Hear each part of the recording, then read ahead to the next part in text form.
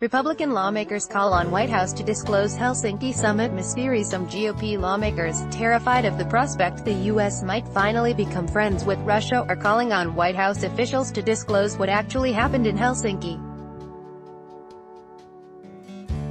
The Republican Party appears to have turned on its own president, urging the White House to disclose what Donald Trump could have told Vladimir Putin during their one-on-one meeting in Helsinki.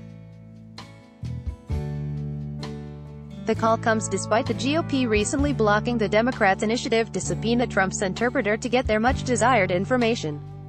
U.S. Senator Rob Portman, RO, called on Trump to tell the world what efforts he made to push back against Putin during the meeting. According to a report by The Hill, it's not enough just to raise it privately because everyone is watching, including our allies, including the people of Russia, including our intelligence agencies, Portman added.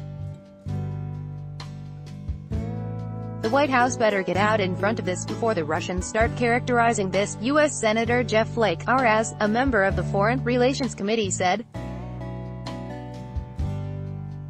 The Russians will use this.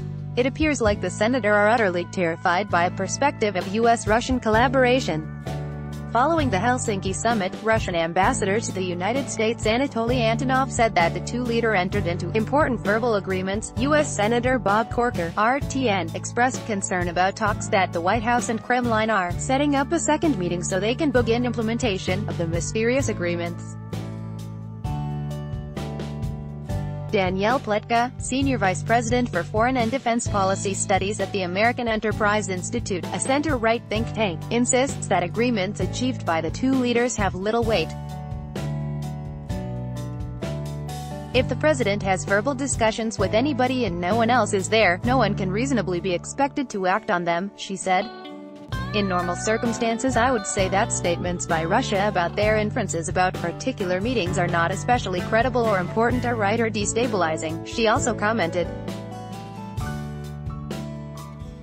The problem is because our president is himself so loosey-goosey about his leadership, about these meetings, about fundamentally everything that we can begin to worry. In a desperate attempt to keep the status quo, in which Russia can only be an enemy of NATO, the senators began addressing to the U.S. allies in person, convincing them that their old Cold War world is definitely not crumbling. To our European friends, we value the NATO treaty, the most significant military alliance in world history, U.S. Senate Majority Leader Mitch McConnell, RKY, said in an interview to earlier in July. We believe the European Union countries are our friends, the Russians are not. We understand the Russian threat. On an interesting side note, Russia, and even its predecessor, the USSR, proposed to join NATO several times throughout history. The first proposal came from Vyacheslav Molotov, the USSR foreign minister, in 1954, less than 10 years after World War II. When the USSR was rejected membership, the Warsaw Pact has been created and the bipolar world has been solidified, which led to the Cold War as we know it.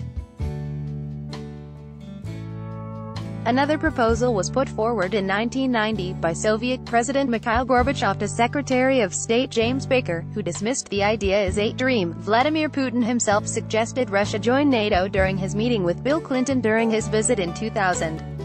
During the meeting I said, let's consider an option that Russia might join NATO, Mr. Putin recalled in a famous movie by U.S. director Oliver Stone. Mr. Clinton said, why not, but the U.S. delegation got very nervous.